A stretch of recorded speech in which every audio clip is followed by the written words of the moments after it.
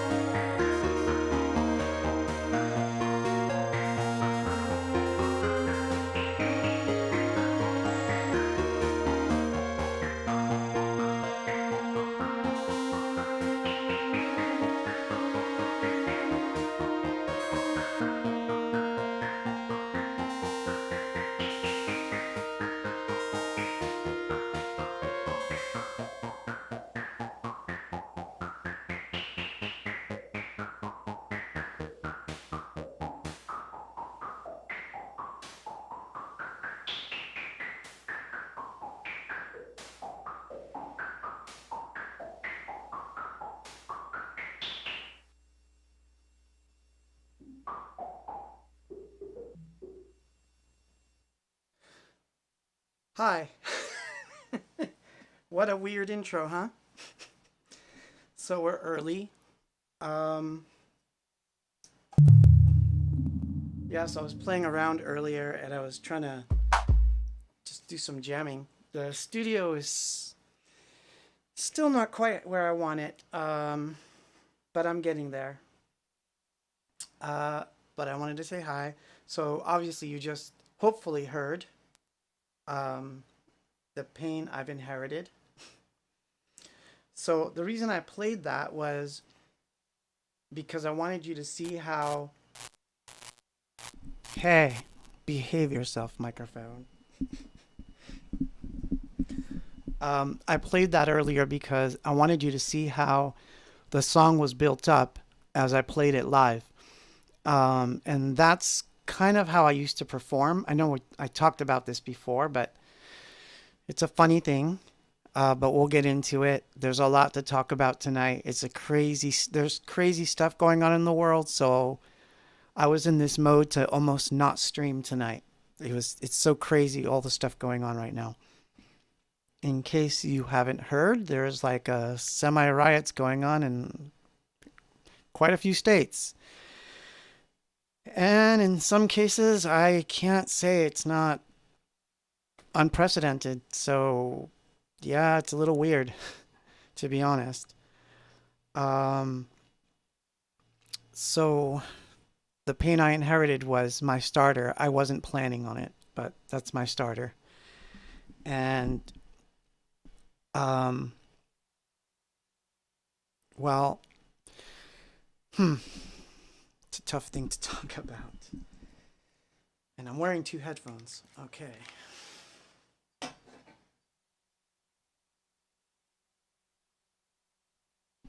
So I want you to pay attention to the real one, which I'm going to play right now. But I want to say this first.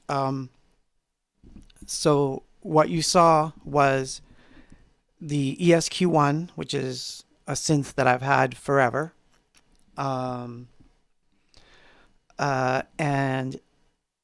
in those old days, the way that I would record things was by muting and unmuting each part and remembering the sequence of my mutes. There was no way to record the entire song, or better stated, there probably was, but I didn't get that far. So I did everything with mutes.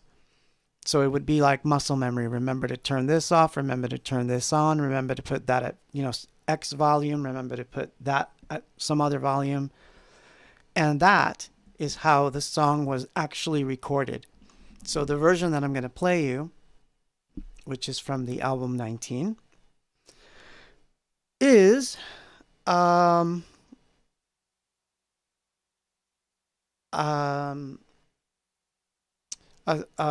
record that was recorded pretty much live, meaning every single mute, everything was on the fly, and I had to sing and I had to play. So this was a tough thing to do.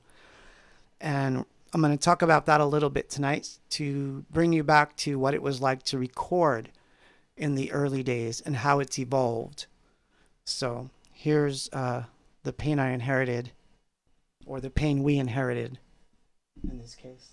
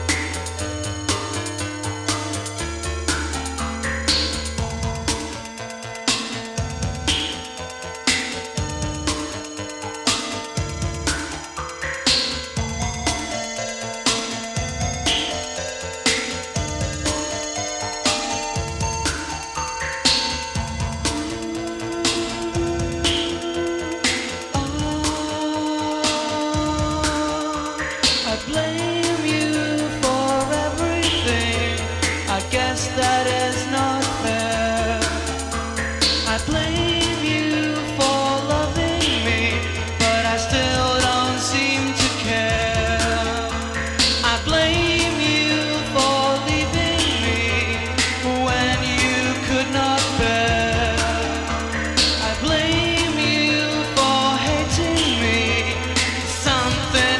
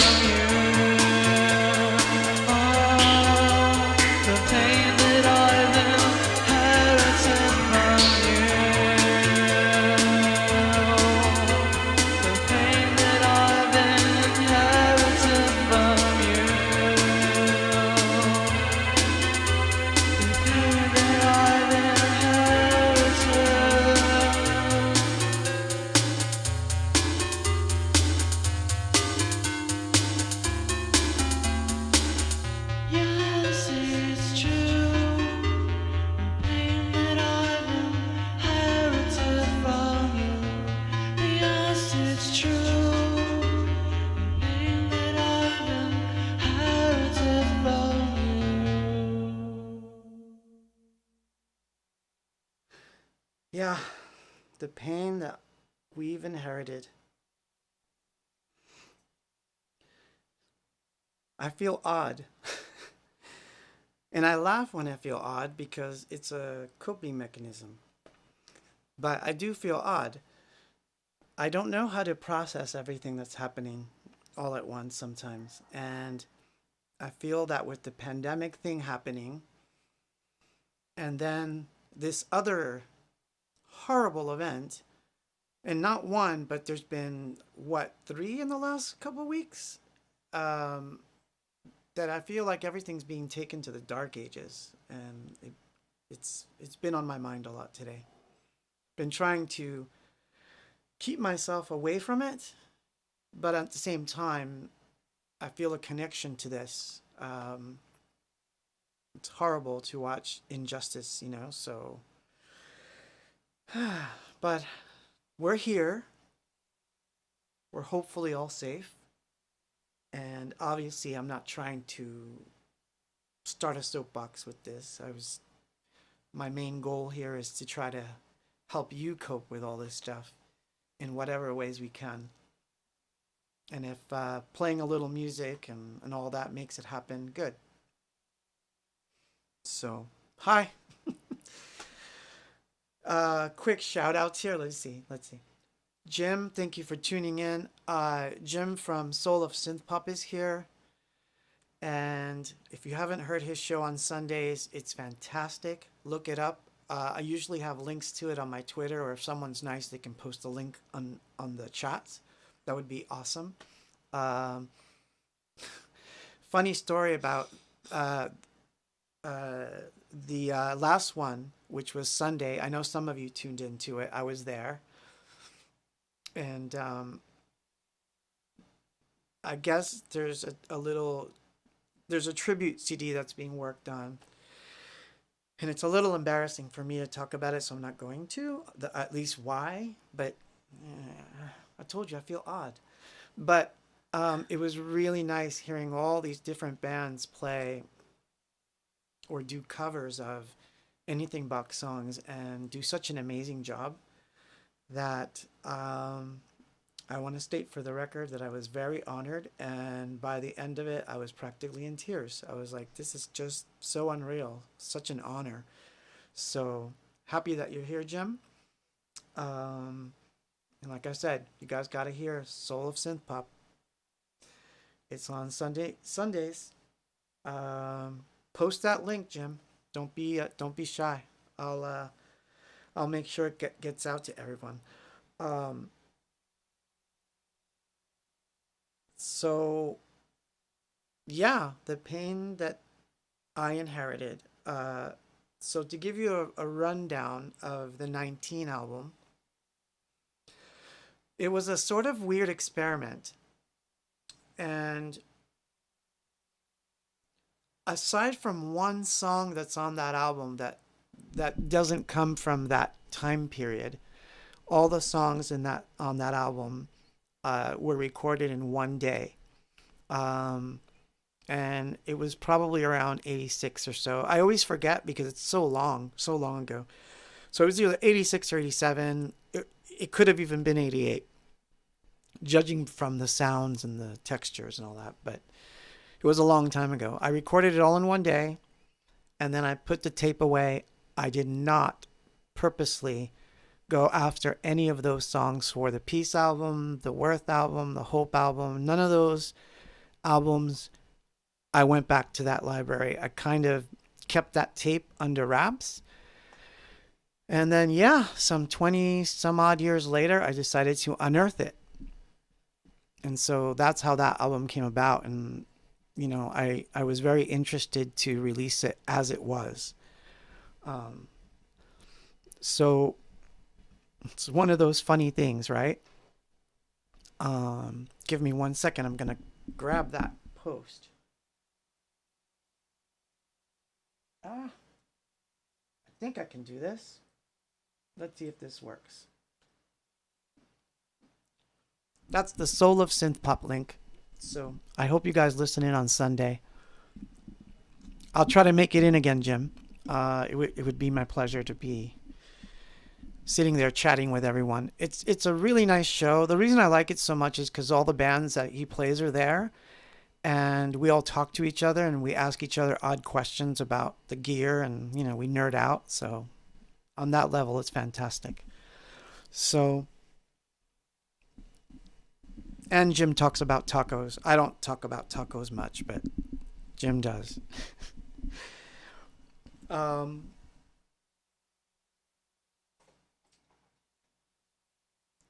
so let's see.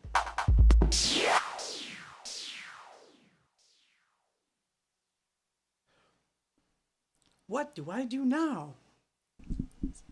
God, this is going to be like the worst. It was supposed to be the best quarantine stream. It's going to be like the worst. But it was a busy week. Got a lot of weird stuff done. The studio is still not right. I've got some issues going on back here that I got to fix. That hopefully in the next couple weeks I'll take care of it. It's going to take a while because I've had to order weird parts and things. But everything seems to be behaving tonight, which is fantastic. So who doesn't like tacos? I don't know. Hi, Emilio. Hi, Mike. Steve. Lalo. God, you guys are so awesome. Charles is asking me, what kind of trigger pad is that? This is a Maschine. And sometimes I use it as what it is, and sometimes I don't. If I decide to use it as what it is, it's actually quite easy. I do something like this. And nothing happened.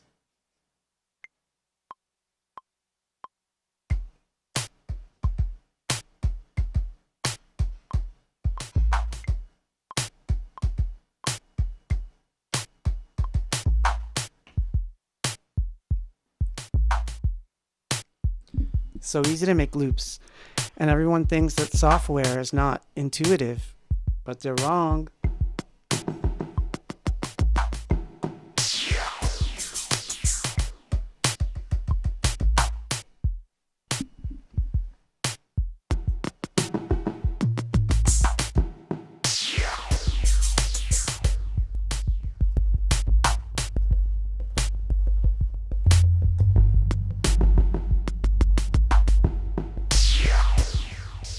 That's not what I came here to do tonight. But to give you an idea of why I've been trying to rewire this place is I have this side of the room sort of wired the way I want.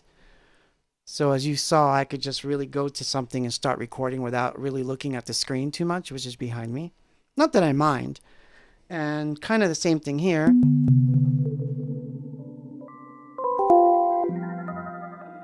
I can, do the whole knob thing and be happy. But where I'm having trouble is that when I do look at the screen, I'm sitting in a certain position that forces my back to bend like this, and that's not good. So I'm trying to maintain my posture. And about 2 or 3 hours in here, or after the quarantine streams, my back starts to hurt because I'm like all twisted up because it's such a small room. So I'm going to make it a standing studio so that everything is up higher, and then hopefully that part will get better. But anyway, we didn't come here to talk about this stuff. I've got some cool stuff to play.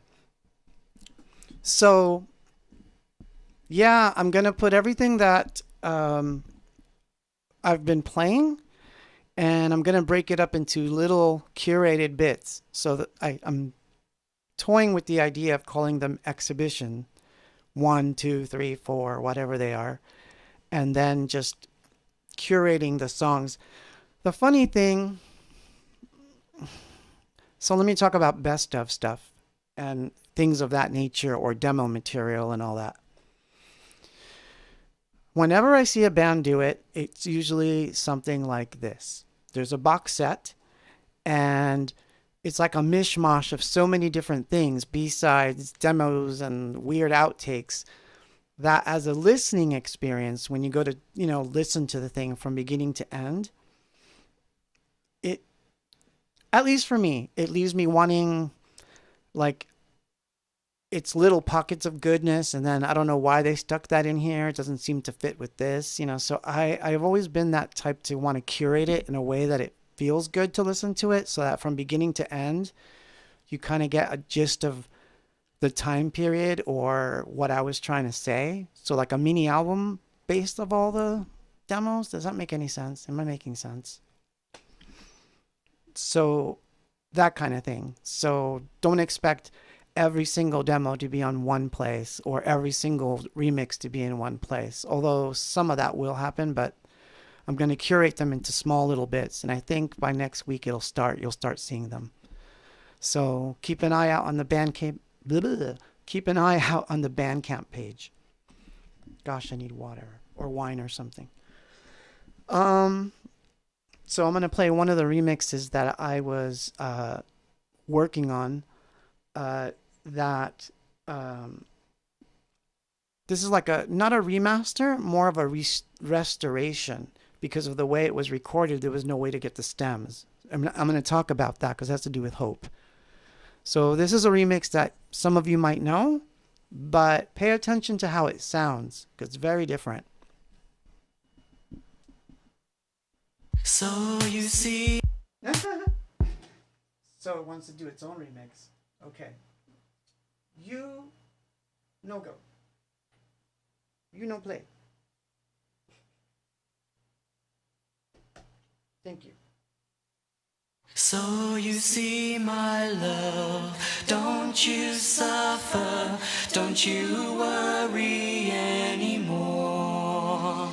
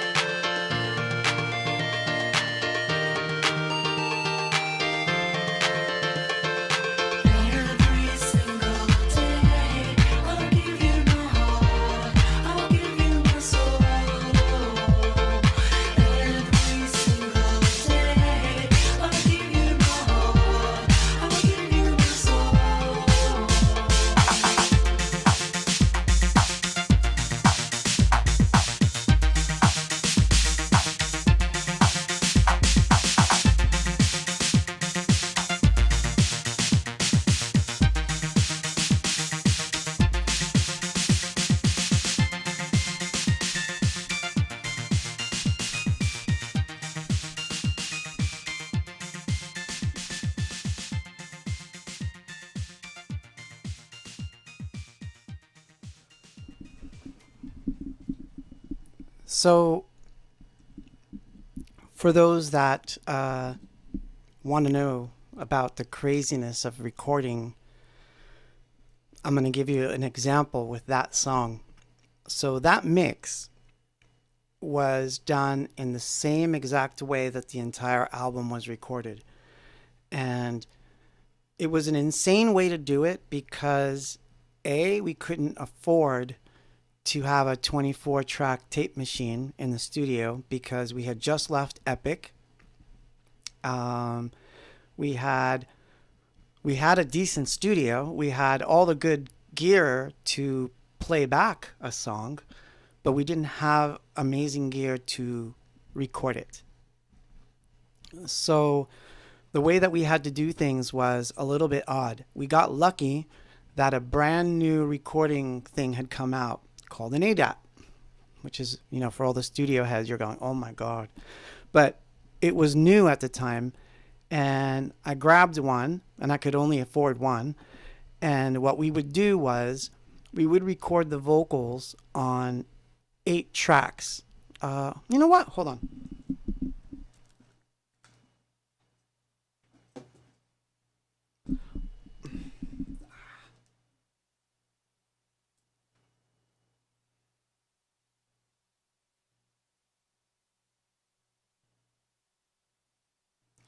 I'm going to play a weird B-side. I'm going to look for something, and then we'll come back to that story. So this is completely off kilter, but at one point, I decided I wanted to go back to doing things direct, right? So the song I'm going to play, and then I'm going to come back and explain the hope thing. The song I'm going to play was one of those days that I had just gotten a new piece of gear, which was this really weird effects processor made by Sony, of all people. And I decided that I wanted to record with it. So the studio at the time was not really soundproofed. So there was kids playing outside and all sorts of shenanigans were going on. And I recorded this song on the fly with that effects processor, and I was doing all these funny tweaks and everything while I was singing. So it's not the best demo in the world, but it's interesting to note that recording can be a slice of time. It doesn't have to be something you wrote and then decided you're going to work on it, and then you got to produce it, and then you got to lay it down, and then you got to correct it. There's steps to all those things, and there's merit to them, but I was always into, I want to record the moment, and whatever happens, happens. Maybe I'll never record the song again. Maybe I will. In this case, I didn't.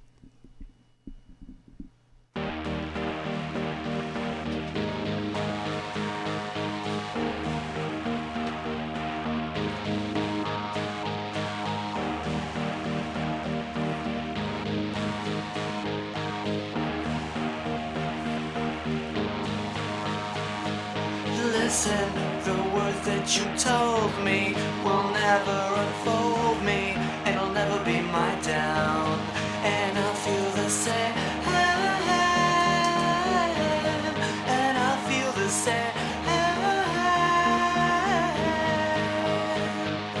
Listen, do you will remember the words from September? They'll never be the same, and everything's wrong.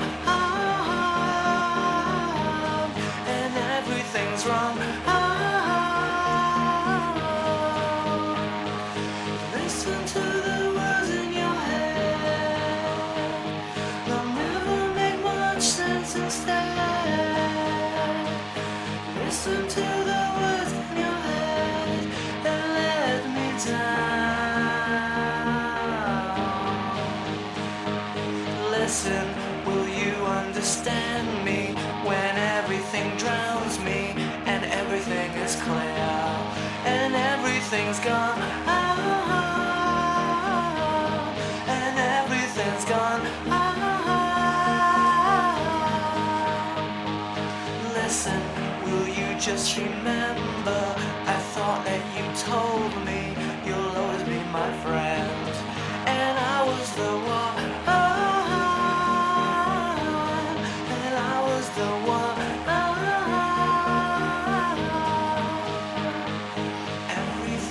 said is wrong. The words that you make me strong, and all the worries in my head are coming back to me instead. The worries inside my head, the worries beneath my brains, and all of the fools that I've said to you are in line.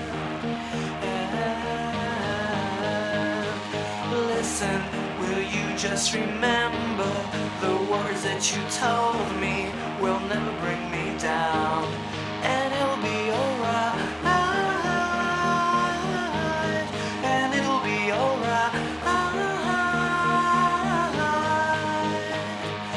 Listen to the words in my head, listen to the words that you said, listen to the words in my head.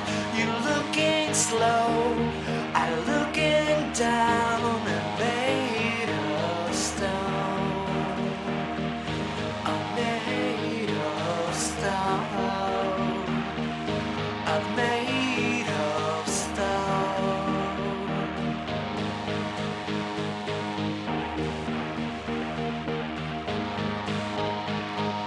Listen, do you will remember the words that you told me will never be the same.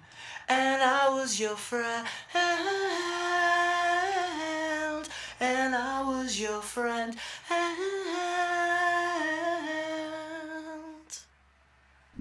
Whoa, I made it back right in time. Yes, in case you were wondering, that was my baby picture. Okay. So I found what I was looking for.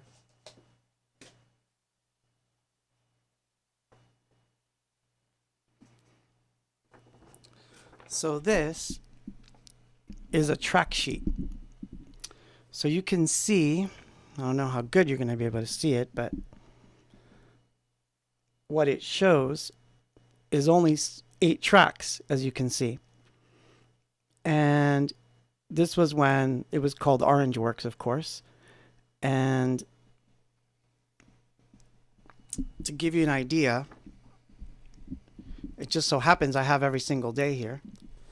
So there was basically on track 1 and 2 was Danya, 3 and 4 was me, lead vocal on 5, and then some weird backing vocals on 7 and 8, and then track 8 just has code, and it says starts 10 seconds at 110 BPMs, and basically all the machines in the room would sync up to this tape machine, and we would run everything live, meaning every single instrument was being either played by the machines or one of us was doing something.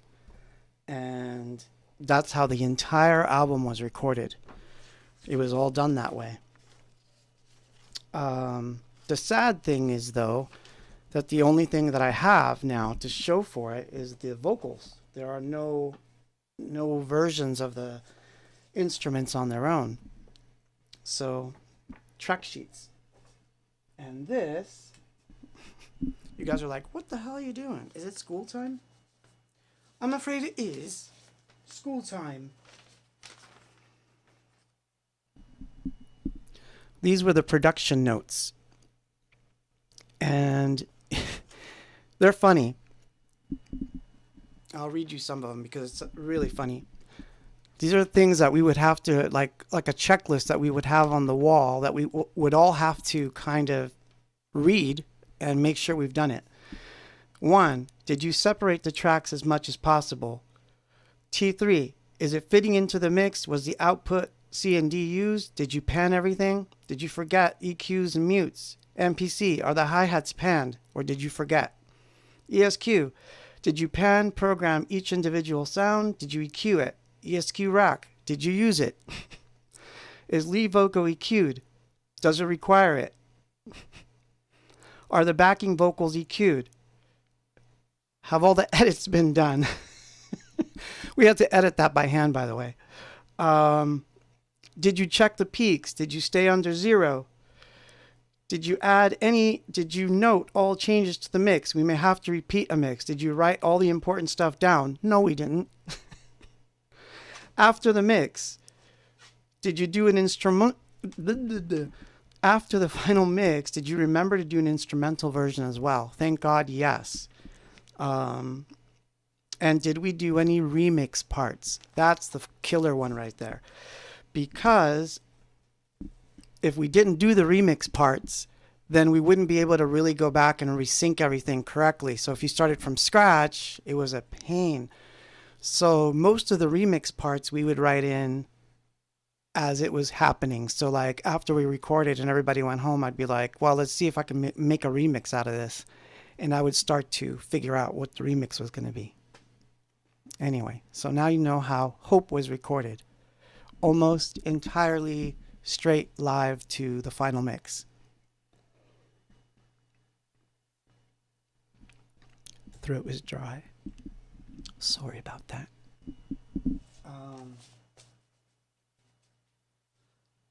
Which,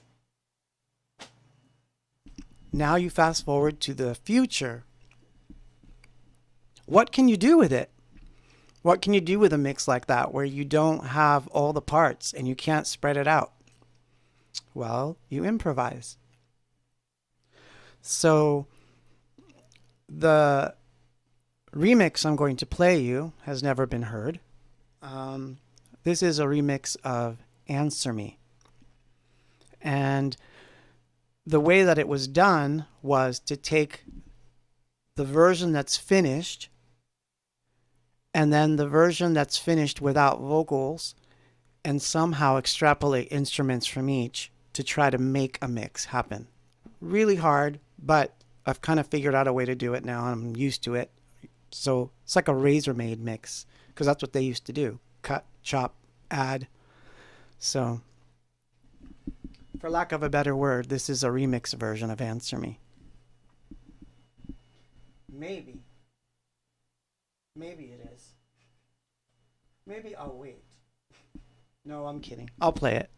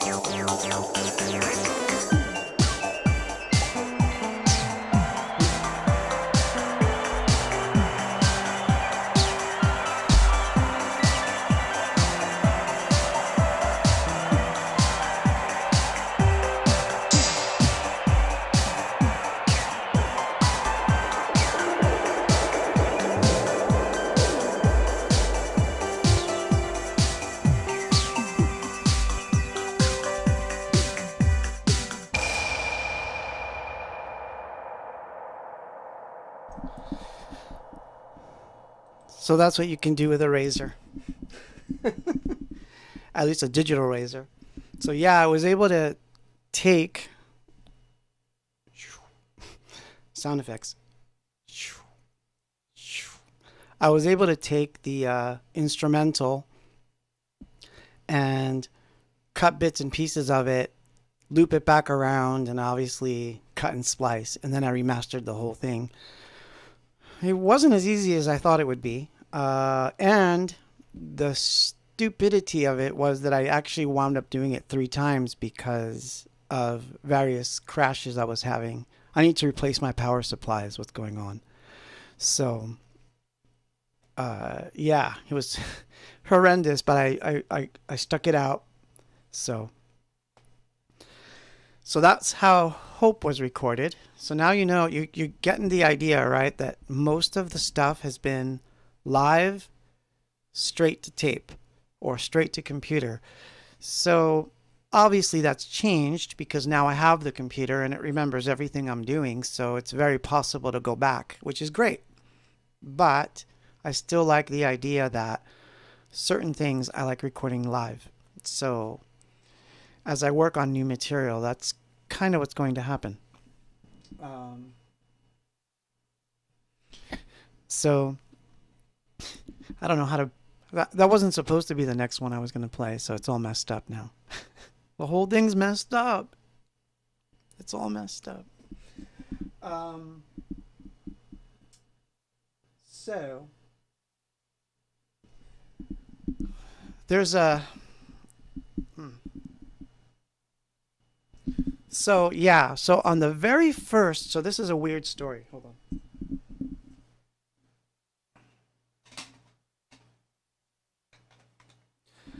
So on the very first stream, which if you remember, it was just a test. I wasn't expecting to stream. I played something off of this tape.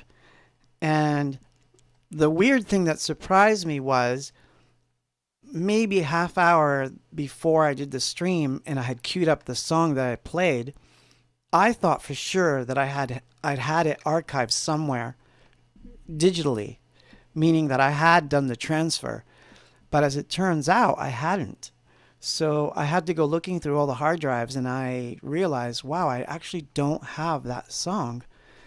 And I had to go back to the cassette and grab it so that I would have a digital copy, basically.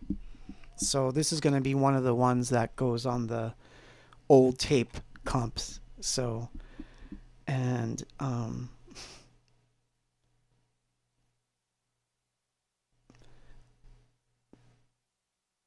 no, I did not sample anyone else. Someone asked if I sampled TransX. No, I know TransX and he's fantastic, but no, I don't tend to sample other people's stuff in this sense to get a musical sound. No, not me. But yeah, so this one, strange song, but deserves that play. So I'm going to play that song again. It's been, cleaned up a little bit. So it sounds a little better than it sounded the first night that I played it. But so this is called The Restless Girl.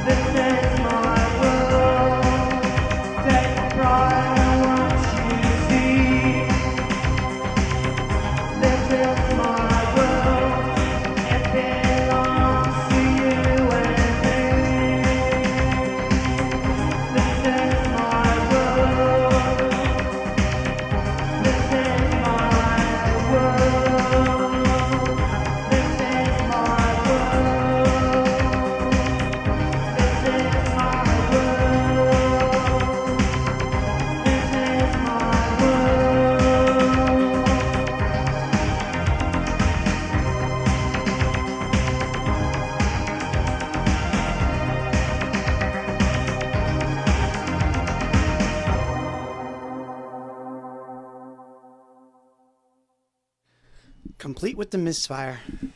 The other part of it I have also, but I won't play it this time. But so I see some questions there. So let me answer some of these because they're funny and they're interesting. I always like the interesting ones and the weird ones. So let's see. When will there be a new album from the diary? I don't know. That could be a while. I'm not in that mode. I have to be in that mode. You know, it's like a mood, and I'm not. I think if I did it now, it would come out really like almost heavy metal.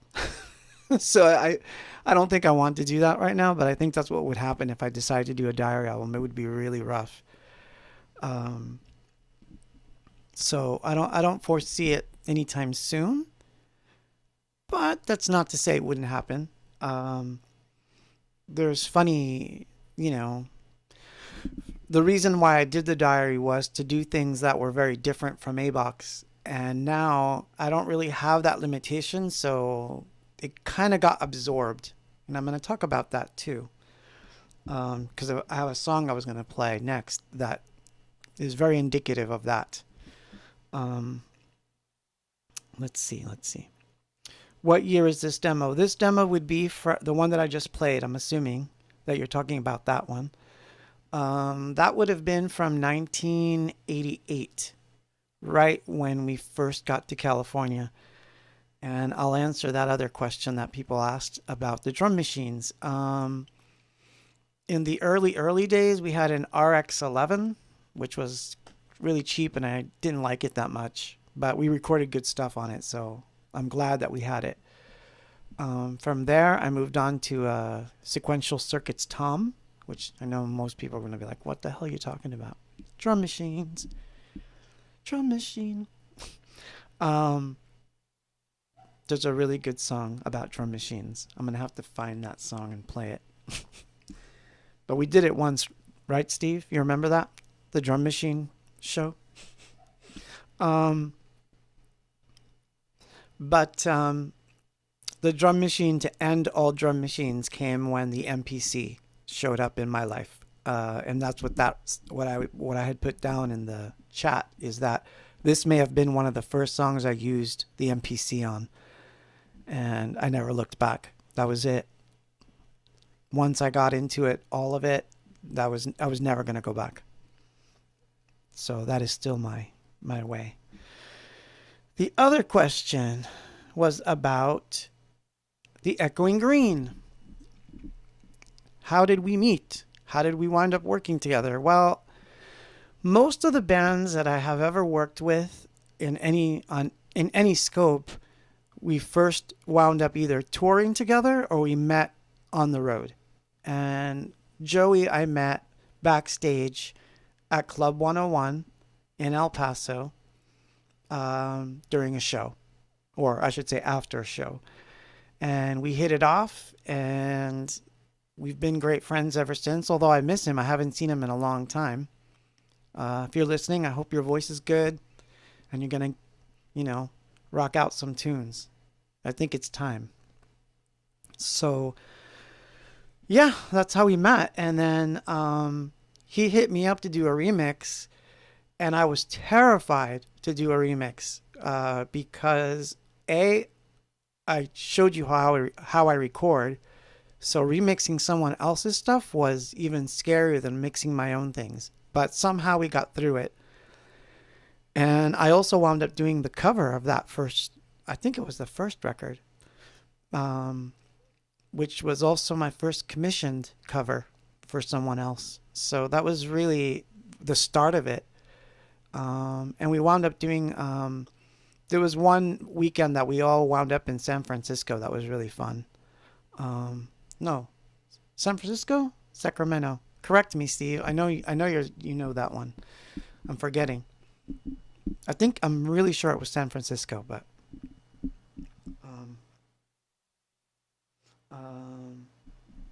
yes, the Yamaha RX-11. And yes, the band that does the drum machine song is Too Much Joy. Favorite song by that band. Go check that out. Um,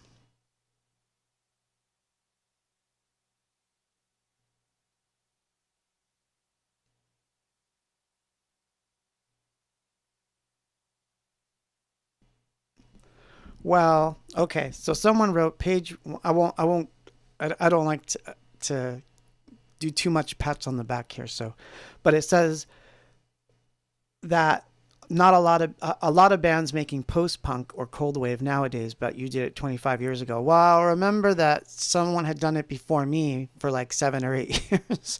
So I was just jumping on the bandwagon 7 years after. Now people are like 27 years after. But yeah, I mean, it was a different sound. I wanted to do something different. So there's going to be people out there that are like, what the hell are you guys talking about? So I have a side project that I do called The Diary. And so far, I've done 3 albums under The Diary. Um, the first one is the Black Album, which everybody who knows abox probably has. It's called Page One. That's the dark wave kind of thing. Um, the next one is Separate, which was getting into the real post-punk thing. And the third was Seven Sleepless Nights, which is a blues record. So that's how weird The Diary is. But anyway. Did I bring that song? Tell me I brought that song. No! I knew it. I messed up. But that's okay. It's because I wanted to talk about, other things too. So I told you how we recorded Hope and how difficult that was. Now, imagine the track sheets that you saw, but like 4 or 5 pages of that for the album that followed, because we still recorded it the same way, but all of a sudden, now we had much more gear, because Hope did good, so we were able to buy new things. So we got an emulator. I think we wound up getting an MPC 3000. We had a T3, a T1. So basically, the entire 24-channel board was filled with different sound boxes and modules. And my rack unit, I have only one left now, but I used to have 3. So when we got to Elektrodelica, mixing that album was a nightmare, because we had to remember not 1 page of stuff, but 4 or 5. And each person, Dave was in the band then, and so was my brother, and Paul was around too, of course. So what we did was we would divide it. Each one of us would get a sheet of paper, and one of us would have to sit there and remember what to mute, what to bring up, what to turn off. It was a nightmare to mix that album. But it was probably the most creative thing we'd ever done. And by then, I thought I'd absorbed The Diary. Does that make sense to you guys? I'd absorbed that weirdness, and I thought, I don't need to do a Diary album. I have this. So I'm going to play a song from that album that wound up on a video game. Well, it wound up on 2 video games, actually, from the same guy. And the story, and I know I'm going to tell it all wrong, because I wasn't planning on telling the story tonight, but I'll come back. It'll help me get the juices rolling in my brain.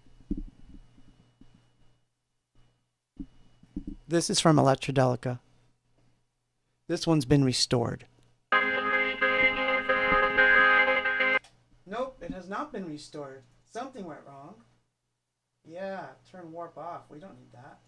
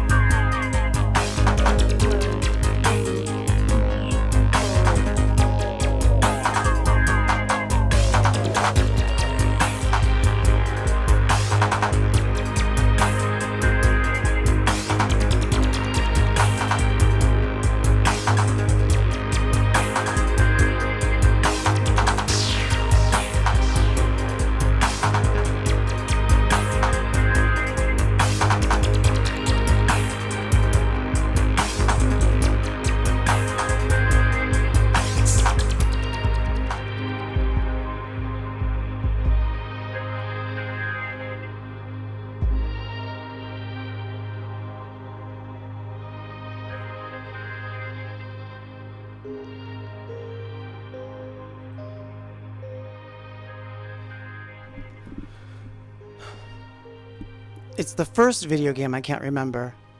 Symphonies, something symphonies. I can't remember that one. I can't remember the name of that first game, but it was on that game, and it was for the PlayStation, the mini one. And the story is that in 1990, Pieces Out, Paul and I are walking down the street in New York City. Guy comes up to us. He basically says, "You're Claude, you're Paul. I just bought this album," or something like that. And we were like flabbergasted. Who's going to recognize two of us in New York City? Which is funny, but yeah, this is what happened. So we meet him. We talk. He was cool. We liked him a lot. Done deal. End of story. Not so.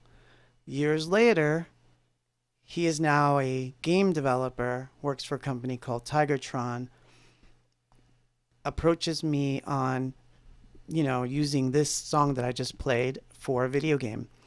And when I saw his name, I just remembered. I'm like, are you the same James Milk that I met way back? And he was. It was the same guy.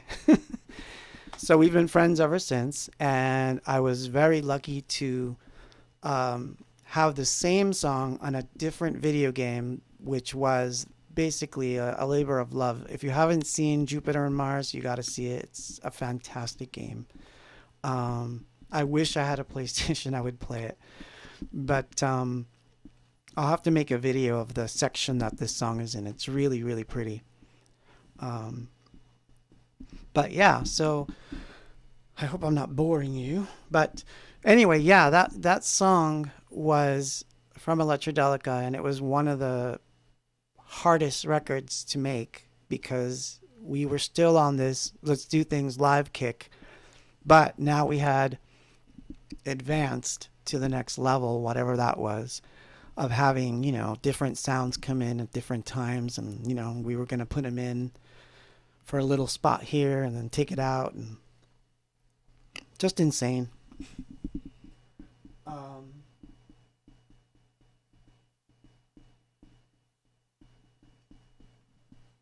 So that carried over. And then we finally got a computer, and this is why this is such a funny transition. We finally got a computer, but the only thing the computer replaced for the next record that we did after Elektrodelica was the computer basically replaced the ADAT. So now we were recording the vocals to the computer, but it was still playing all the stuff live. Hence, the universe is expanding. Basically, we'd gotten a computer, but we still didn't know what to do with it other than record vocals and sync it up to the machines, which is a funny thing to happen. So I'm going to play a song from The Universe is Expanding, which has also been kind of remastered, which is this song.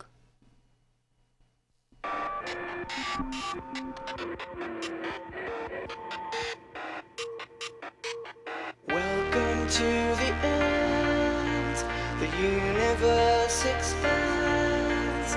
Everyone is glad as the sun descends, and your self-esteem comes back from where it's been.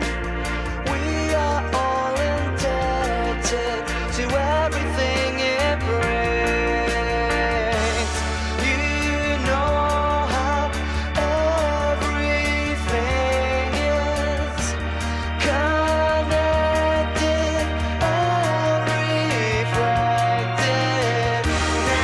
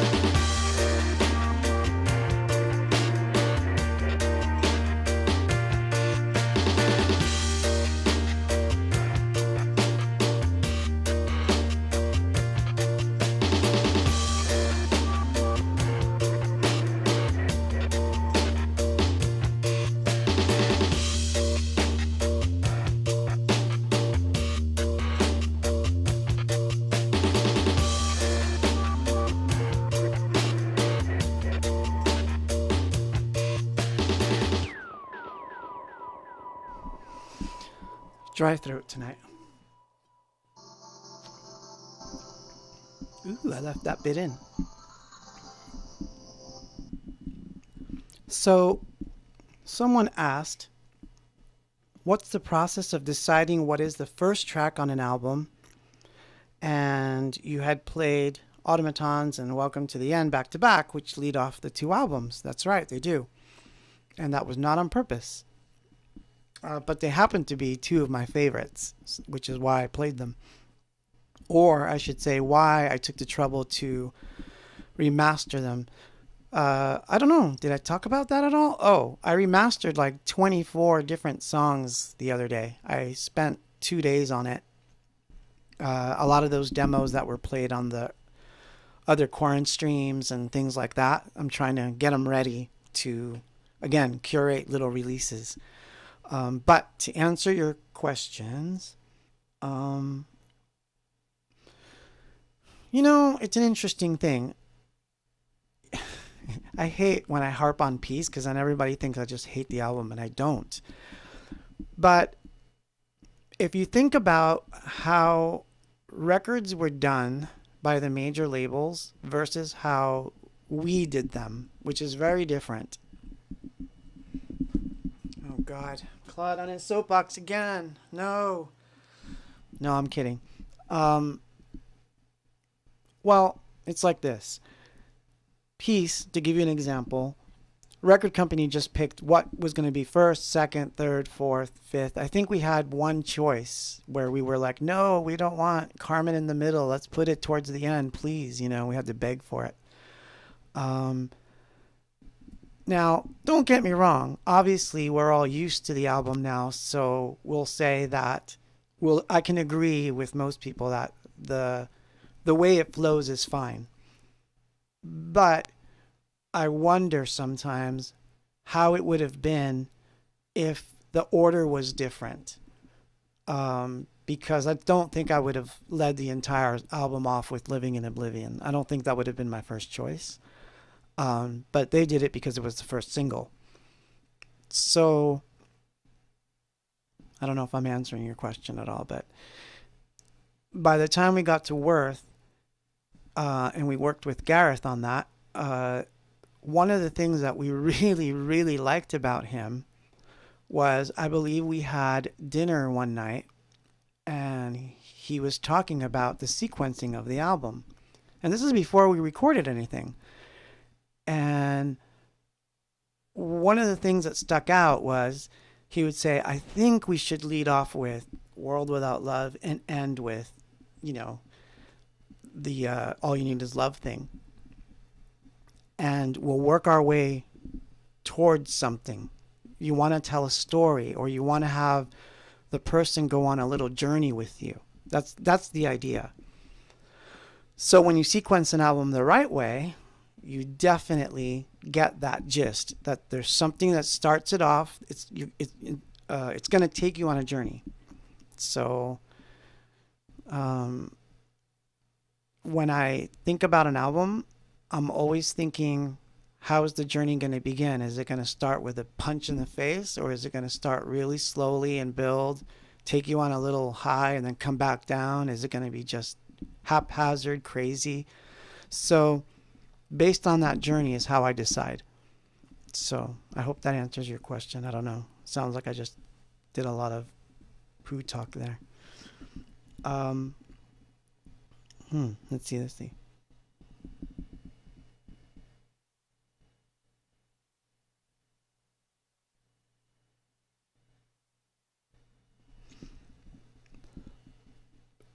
Jim's talking about the tribute album. Don't worry about how long it's going to take. It takes as long as it takes. All of us are under quarantine and all that stuff anyway, so who knows? Don't worry about it, Jim. Just, you're doing good. And man, yeah, I see what you're saying there. One of the bands had a member go down. You say go down, not like down. You mean he got sick, right? Sick with the thing?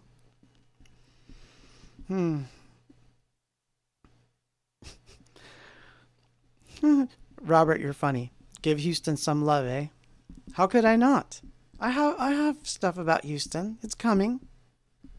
It might not be tonight exactly, but I have my feelers in a quarantine stream. Texas Texas is so big it would have to take two quarantine streams. So yeah, there's a lot of stories to tell about that. But hmm. but I have to tell you about this particular song. So thank you. Someone wants to send me a PlayStation. That's great. You have Sony connections? We'll have to talk. Um, um, so someone asked me a question. Let's see. I like the tech questions particularly.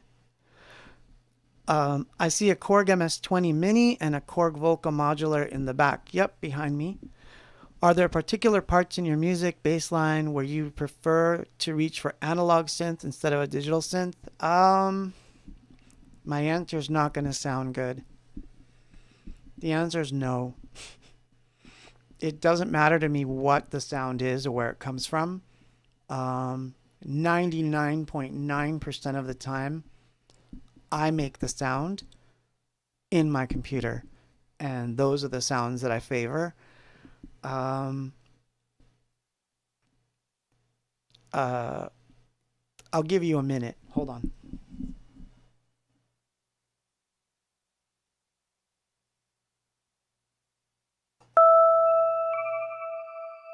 Let's just turn it down a little. So, to give you an idea,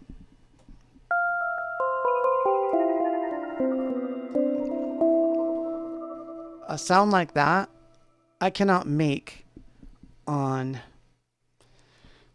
Yeah, okay. All right. It's cheating now because everyone's going to say it's cheating, but it's not. Yes, I could make a sound like this on an analog synth. I could. But what I have going on here is an effect chain. And in the old days, when I used to have, quote, analog gear, the sound of the synth by itself was meh. It was all right, but it was just a sound. You needed EQ to make it sound fatter. I needed delays, reverb, all kinds of different aspects of the sound. There's more to it. So if I had to go after my dream synth, it would probably be some sort of weird polyphonic modular thing. And even so, I don't think I'd have as much fun programming it because I tend to have a sort of ADHD. I have to get to it fast. Everything has to be fast for me. I have to be able to reach to it, do my thing, and I know what I want. So if I don't have that near me, I get frustrated. So I like to fiddle with the analog synths, of course. And if I come up with something really cool, I do record it or I make a sample of it. But it's not the way I work. My brain was wired to be part of a computer. I just know that that's how it works. It's symbiotic to me. So that's why I'm so quick on all of them. It's just my way of dealing with the machines. That's what I do. But anyway, that's not the story I wanted to tell. Oh my god, this is going bad.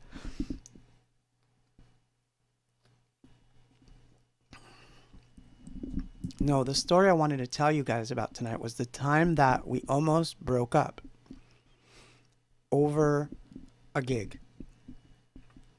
Because the next song is really telling. It's also one of the things that I'm remastering because I really feel it needs to come out. It was so good. But I'll explain what happened. So I had a friend who got us a gig at this place in downtown Los Angeles. And the place was really unique to its time. I want to say it was... I'll have to verify the date, but I want to say it's about 2002. Internet is, it's happening, but it's still on the slow side. You're still not seeing a lot of broadband stuff. So what was unique about this place was you would play, and everyone would sit around the band and basically on the floor, and you would do an acoustic set, and then people from all over the world would email you, and you would be able to see their emails on a screen as the band was playing, and you could answer questions, sort of like what I'm doing now, but before there was such a thing as streaming. So we got this gig, but the caveat was it was really for folk bands. It was supposed to be only for bands that were, acoustic. And obviously, Abox wasn't going to be able to just get away with it in that sense. So what we did was Paul, Dave, and I, and Gary, we devised a way that we were going to do an entire set, and it was going to be acoustic, but electroacoustic. So Paul would play bass or guitar, and then Dave would either play bass or guitar. Gary would beatbox, that would be our drums, so we can get away with drums since the place didn't really allow drums. And I would sing and play a shaker. And we practiced for that gig for a whole month. And in my ADHD perfectionism, I wanted it to sound really good. And we kept messing up, and because we weren't used to playing acoustic. And I remember one night we had a fight, like a drag out, like, I hate you, well, I hate you too, kind of thing. And everybody just walked out in one direction or another. I think Paul got into his Jeep and drove off after rehearsal. And the rest of us weren't sure if he was going to come back.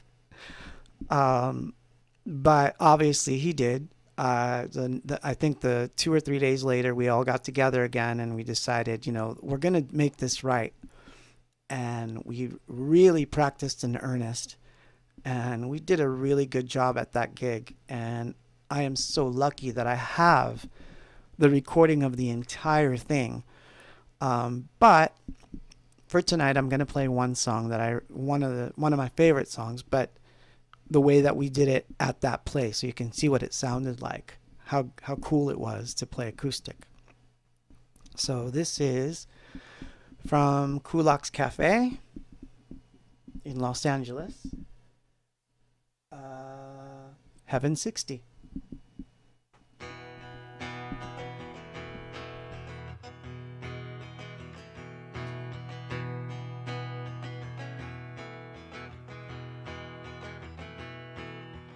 I stumbled on a hillside begging for the answer to a dream where I felt myself to stone.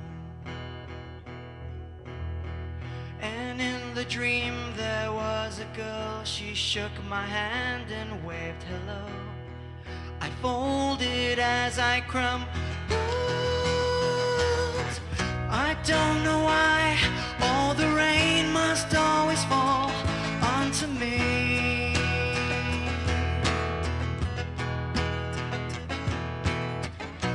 There are colors in the sky we cannot see. I do believe. And she said, heaven is the only way to fade.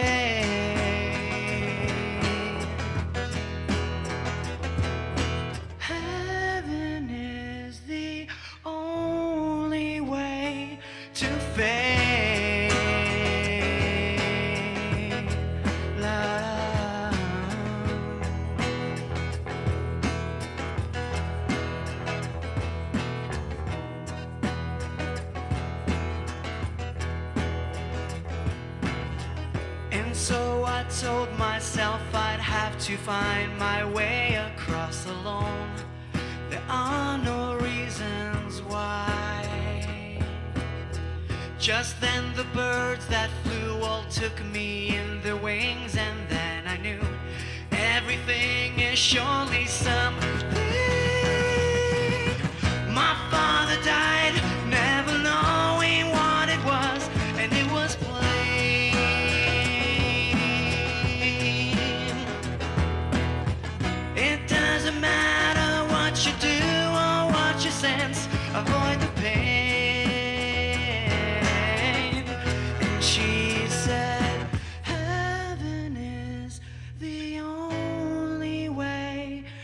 fade.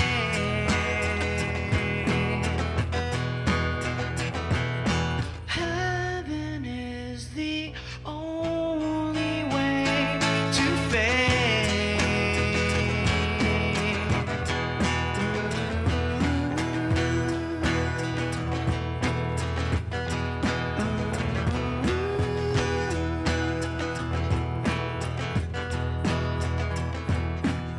So when I close my eyes, I know I'll find my way back crossing home. There are no reasons why. I asked a girl if she knew ways to tell me everything was fine. I'm changing all the words. And then the girl reached out and turned into the night and flew away.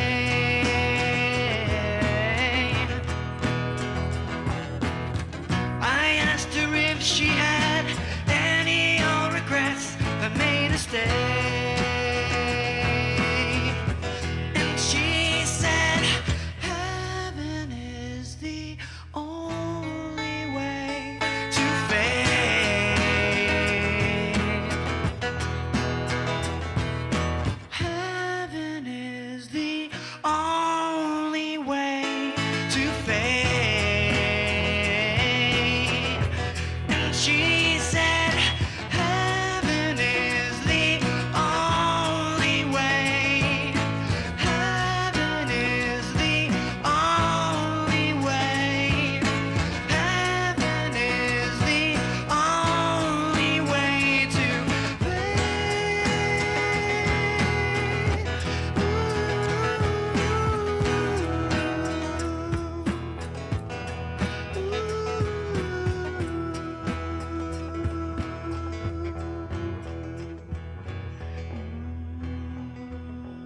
Leave a moment.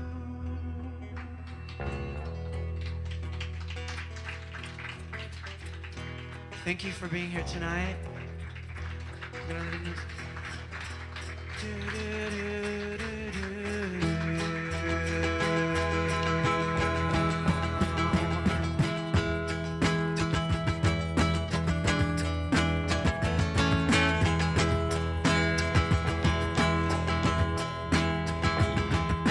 Heaven is the only way to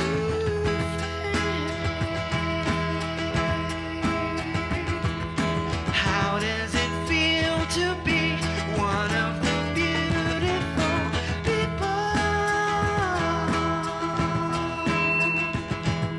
How does it feel to be one of the beautiful people?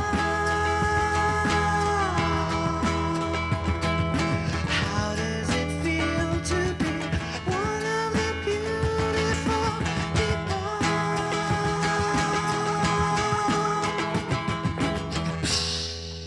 Thank you very much. Good night. Thank you. So yeah, that was the gig that we almost broke up over. But it's really good. I have to find all the songs. I found all the songs. I am now mastering them as well, and they'll probably be out too. So I'm trying to get it on a schedule here. Yeah, I've had a lot of trouble with the computer, so I'm trying to like fix some things so it'll be rock solid, and it will be. Many people don't know, but I built my own sucker down there. I built that MF, and it's actually really good. I just have to beef it up a little bit. So I'm gonna make it real strong, and then I'll work on that too. Hmm.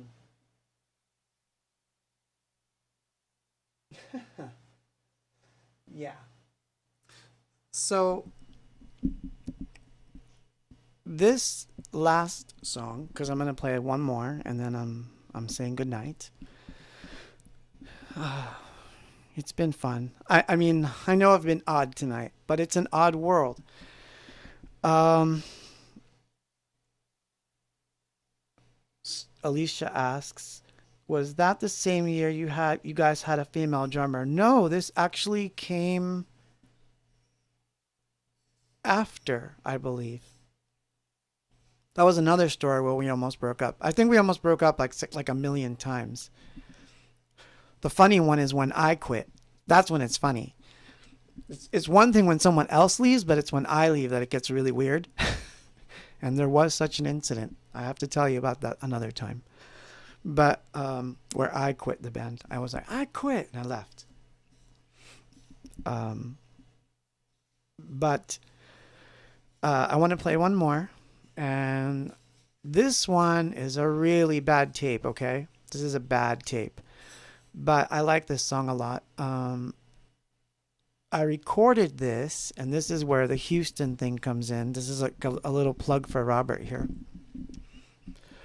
So, the story behind this particular song is that I had driven back from the first really successful Houston show after we were signed. Peace was out, all that stuff. It was fun. And I drove back from Houston to California. And it was one of the coolest adventures I've ever had. And I shared that ride with two of Danya's schoolmates who I didn't know at all. So 3 strangers in a car. And what was really cool about that entire trip was Living in Oblivion had just broke on the radio.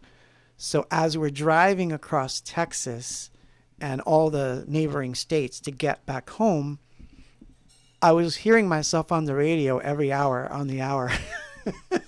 And it was such an emotional thing because I'd be screaming like, oh my God, they're playing it again. And then, they were into it too. So it became like a game. So we would switch radio stations and hear it again. And it's like a surreal feeling when you have a song on the radio that you're suddenly hearing it, not just on the radio, not any radio, but every station that you could turn to. It's there, and it's like the coolest feeling in the world. And I really feel sad sometimes for the people that are, coming up now, because I feel like that aspect of it, that magic isn't the same. And it's not the same experience, like you say, okay, I put it on Instagram and, 1,000 people liked it, but it's not the same thing like when you're driving across the country and you're seeing it on radio just appear randomly. So I really am so grateful that I got to live through that. So anyway, so I came home, and then I wrote this song in the middle of the night. I actually wrote 2 songs in the middle of the night, but this particular one I wrote in the middle of the night, and I recorded it that night, and I've not done any other version of it other than the version that exists. So this is a slice of time. So maybe the words have something to do with it, maybe they don't. But it's called You and I. And with that, I will say goodnight. If I can play it.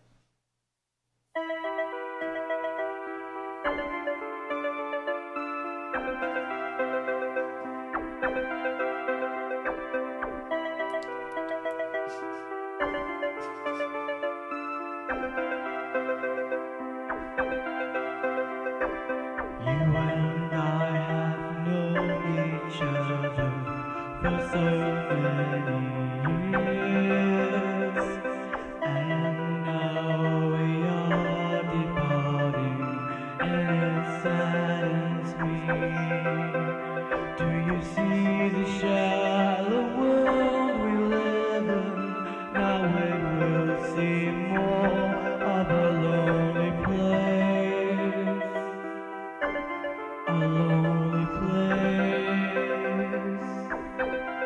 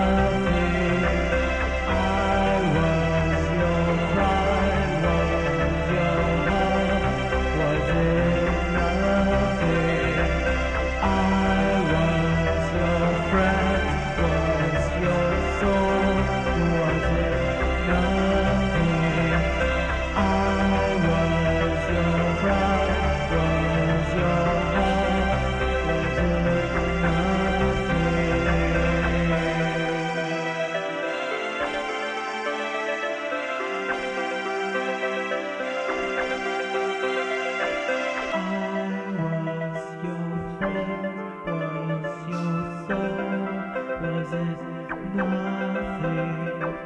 I was your heart, was your pride. Was it nothing?